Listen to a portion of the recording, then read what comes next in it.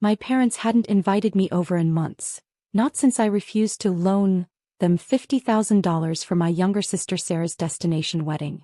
My brother Tom had called me selfish, reminding me how they'd supported my education, conveniently forgetting I'd worked 3 jobs to put myself through medical school while they funded his failed business ventures.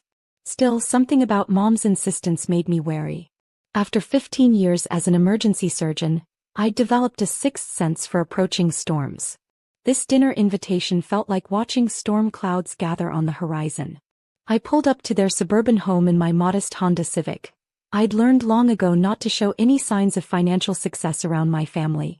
The last time they'd seen my Mercedes, it had sparked a 3-hour lecture about family obligations and how I should be sharing my blessings. Sarah's BMW and Tom's new Audi were already parked in the driveway. Of course they were here. This was clearly a family ambush. Emily. Mom's smile was too bright as she opened the door. You're finally here. Everyone's waiting. The dining room was set with Mom's best china, another warning sign. Dad sat at the head of the table, a manila envelope beside his plate. Sarah and Tom flanked him, both wearing expressions that reminded me of cats who'd found an injured bird. Well, look who decided to grace us with her presence, Sarah smirked. At 32, my younger sister had never held a job longer than 6 months, but she'd perfected the art of manipulating our parents. Too busy saving lives to visit family? I ignored her jab, taking my seat. Thanks for inviting me, Mom. What's the occasion? Can't parents want to have dinner with their daughter? Dad asked, but his hand rested protectively on the manila envelope.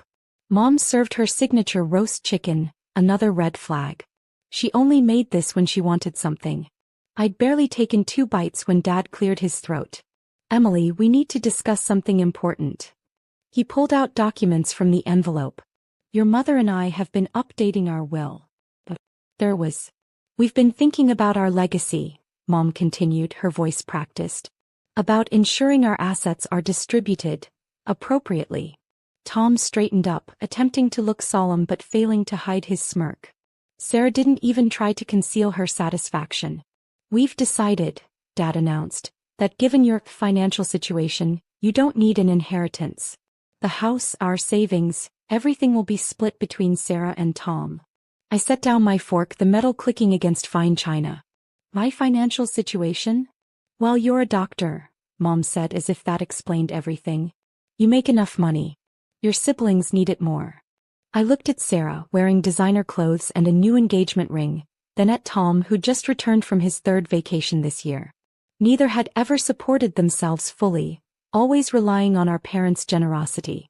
Besides, Sarah added sweetly, you turned your back on the family when you refused to help with my wedding. Family should help family. Mom placed her hand on the will, her eyes meeting mine with a coldness I'd never seen before. You won't get a single cent, Emily. That's final. The room fell silent, waiting for my reaction. They expected tears, protests, maybe begging. Dad, I smiled. All right, I said calmly, standing up. Then don't expect a single cent from me either. Not now, not ever. What's that supposed to mean? Tom demanded. I picked up my purse, my voice steady. It means exactly what I said. Don't call me when you need money. Don't call me when there's a medical emergency. Don't call me for anything. You're being dramatic, Mom scoffed. Where else would they go for medical help? To whatever doctor will treat them without my referrals or connections. To whatever hospital will accept them without my reputation backing their bills. To whatever specialist will see them without my recommendation. The confidence began to fade from their faces as my words sank in. You wouldn't, Sarah whispered. Watch me. I walked to the door, then turned back one last time. You've made your choice. Now live with it.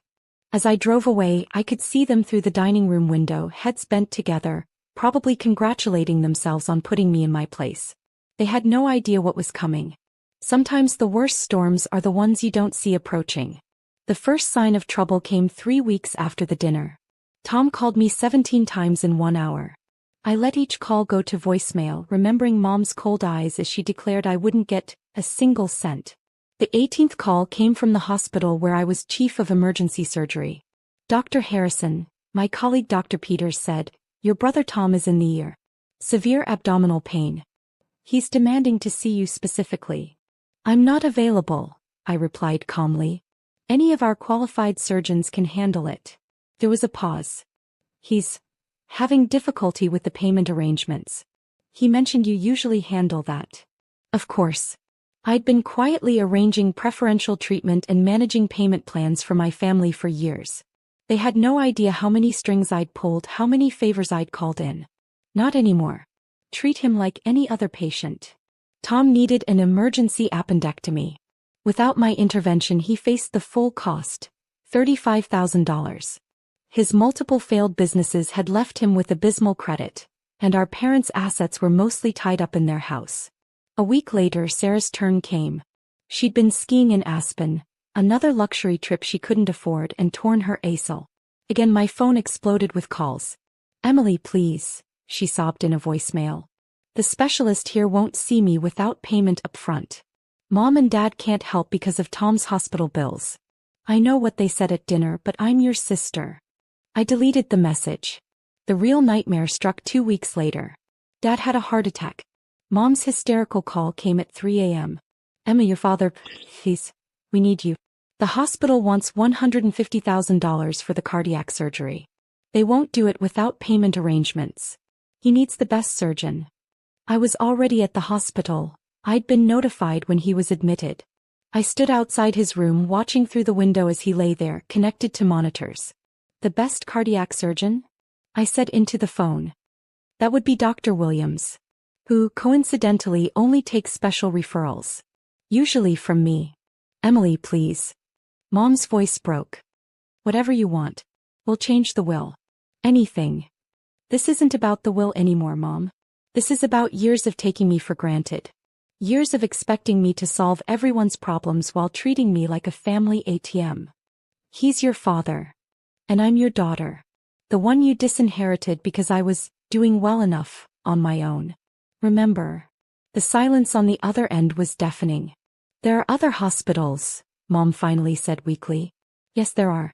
And every cardiac surgeon worth having in this city knows me. They know my work. They value my referrals. Good luck finding one who'll take a high-risk surgery without payment up front, especially with your current financial situation. I hung up, watching through the window as Mom returned to Dad's bedside. She looked older, defeated. Sarah and Tom huddled in the corner, finally facing the reality of their choices. A nurse approached me. Dr. Harrison, your father's labs are back. Not good. I nodded, thinking of all the times I'd saved them, supported them, protected them, and how they'd repaid that devotion with greed and manipulation. Thank you, Jenny. Please ensure he receives standard care protocols. Not your usual premium care instructions? She asked, surprised. No. They made their choice. Now they get to live with it. The next 48 hours transformed my family in ways their precious will never could. I watched from a distance as they scrambled to arrange financing for Dad's surgery. Their perfect facade cracked under pressure. Sarah had to sell her designer bags, Tom pawned his Rolex, and Mom called every relative begging for loans. Dr. Williams, the cardiac surgeon, stopped me in the hallway. Emily, your father's case. I've never known you to refuse a family referral. Things change, I replied, updating another patient's chart. He'll have to transfer to County General. The outcome statistics there for this type of surgery. He trailed off meaningfully. Sometimes people need to understand the true cost of their choices, I said quietly. Not just in money but in consequences. That evening I found Mom alone in the hospital chapel.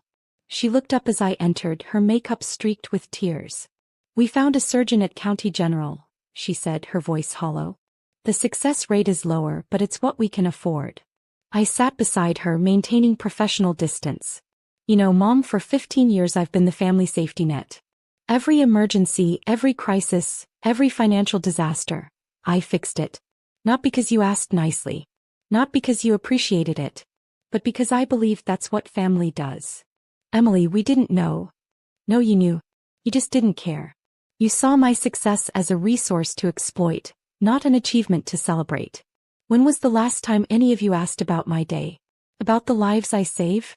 About the 70-hour weeks I work? She stayed silent. Did you know I was offered a position as head of surgery at Mayo Clinic last month? Of course not, because at the family dinner where I planned to announce it, you were too busy disinheriting me. Mom's hands trembled. We can change the will. This isn't about the will anymore. It's about respect. It's about family meaning more than just who can provide what. It's about understanding that success comes with responsibility, not entitlement. I stood up, straightening my white coat. I've instructed Dr. Williams to take Dad's case. Pro bono. Her head snapped up. Not because of your tears. Not because of the will. But because I took an oath to save lives, and I won't let my father become a casualty of this family's greed. Thank you, Emily. She started to reach for me, but I stepped back. Don't thank me yet. There are conditions. First, Sarah and Tom get jobs, real jobs, not their usual schemes. Second, you and Dad attend family counseling. Third, you all learn to stand on your own feet. And if we don't agree? Then Dad gets transferred to County General and you all live with that choice. 20 minutes later, I watched them sign the agreement I'd had my lawyer prepare. Sarah cried as she accepted a position as an entry-level office assistant. Tom agreed to sell his car and start paying his own bills. Mom and Dad committed to weekly counseling sessions. Dad's surgery was successful. During his recovery, I visited strictly as his doctor, maintaining professional boundaries they'd never thought to respect before. 6 months later, things had changed. Sarah discovered she actually enjoyed earning her own money. Tom started a small legitimate business without asking for family handouts. Mom and Dad learned to see their children as adults, not resources or burdens. The will. They revised it to divide everything equally, but by then it didn't matter. I'd helped them understand that true family wealth isn't measured in inheritances or handouts, but in respect, independence, and mutual support. Today, my parents' house has a new family photo on the wall. In it, we're all standing together at my Mayo Clinic appointment ceremony. Sarah's wearing off-the-rack clothes but a genuine smile. Tom's tie is cheap but his pride is real. Mom and Dad look older but wiser. Me. I'm in my white coat, finally seen not just as the family ATM, but as Dr. Emily Harrison, Chief of Surgery, and a daughter whose value extends far beyond her bank account. Sometimes the hardest lessons require the strongest boundaries. And sometimes hitting rock bottom is the only way for a family to build a stronger foundation. They never tried to use me for money again. Instead, they learned something more valuable, that true family worth isn't measured in cents and dollars, but in respect, growth, and genuine love. The will sits in a drawer now, largely forgotten, because we all finally understood that the real inheritance is